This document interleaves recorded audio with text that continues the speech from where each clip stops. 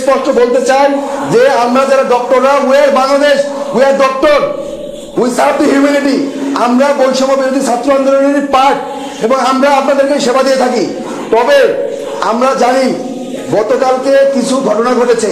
প্রথম ঘটনা, আমাদের নিউরো সার্জারি বিভাগের একজন রেসিডেন্ট, সে রুগীকে অপারেশন করার জন্য অপারেশন থিয়েটারে যায় এবং সেখান থেকে রুগীর রোগ তাকে বের করে তার উপরে ধস্তাধস্তি করে তাকে মারে এবং তাকে সেভ করার জন্য আমাদের আরেক ডক্টর ওখানে যান এবং যাওয়ার পরে তাকে আক্রমণ করে অতর্কিত হবে এবং তার কলার ধরে 208 নম্বর অপারেশন থিয়েটারের সামনে থেকে ডিরেক্টর স্যারের রুমের সামনে নিয়ে আসে 200 থেকে 300 মিটার মারতে মারতে, এবং এখানে নিয়ে এসে তারা ক্ষান্ত হয় নাই। ডিরেক্টর স্যারের রুমের সামনে যে পিএ আছে সেই চেয়ারে বসেছিলেন এবং এই পিএর চেয়ারে তার উপরে আক্রমণ করা হয়।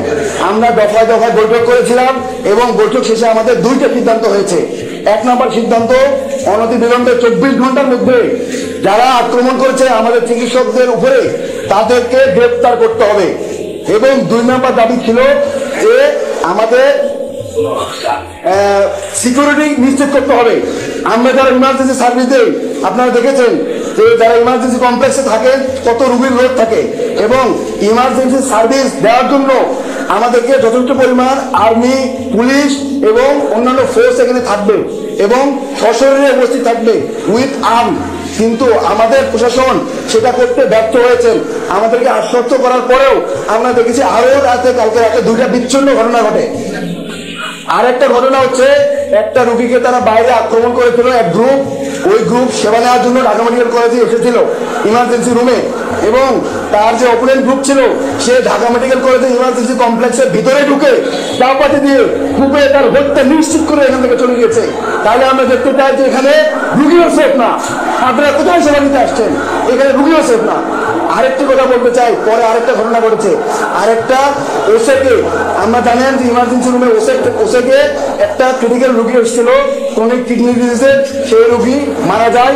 মারা যাওয়ার পরে এই রুগী মারা যাওয়ার পরে আমার ডক্টর, ইমার্জেন্সি মেডিকেল অফিসার এবং অন্যান্য ডক্টরের উপরে হামলা হয় এবং ইমার্জেন্সি কমপ্লেক্স ওসেক ভাঙচুর করা হয়।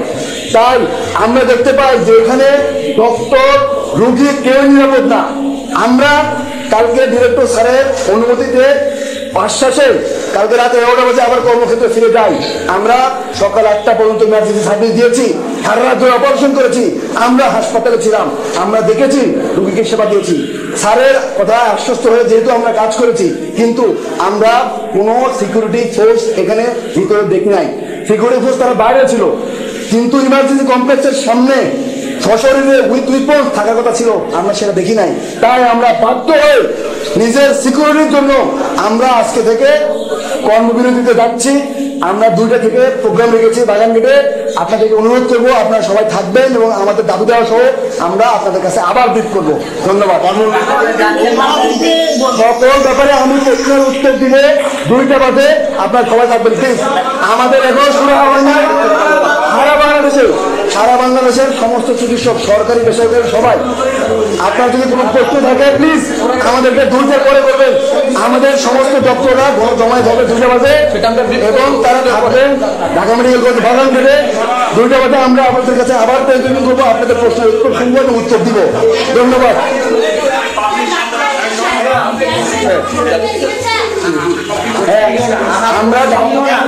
আমরা প্রশ্নের উত্তর দিব। আমি যতটুকু বলেছি আপনারা মনে মেসেজ পেয়েছে। আমরা সমস্ত প্রশ্নের উত্তর দিব। 2টা বাজে আপনারা বাগান গেটে থাকবেন, আমাদের আরো লোকজন আসবে, আমরা তখন আবার বিট করবো, আপনাদের প্রশ্নের উত্তর শুনবো। আপনারা আমাদের সাথে থাকেন, আপনারা আমাদের আমরা আপনাদের বাইরে যাই না। We are Bangladesh. আমরা দাবি নিয়ে পরে কথা বলবো। আমাদের এখনো প্রশ্ন, আমাদের এখনো আলোচনা চলছে, এখনো কোনো কিছুই ফিক্সড হয় নাই। আলোচনা শেষে আমরা দাবি দেওয়া আপনাদের মাধ্যমে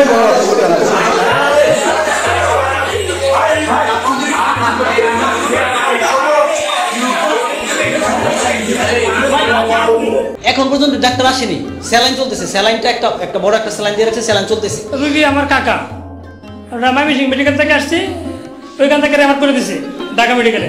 আমার কালকে আয়া ভর্তি হয়েছে। কালকে তো চিকিৎসা মোটামুটি হয়েছিল প্রাথমিক অবস্থা, রাত্রে পর থেকে কোনো চিকিৎসা নাই, এখানে কোনো ডাক্তার নাই। হ্যাঁ, ভিতরে খালি আছে যে শুয়ে আছে যে নার্সে উঠে এটুকি, আর কোনো নার্সও নাই, ডাক্তারও নাই।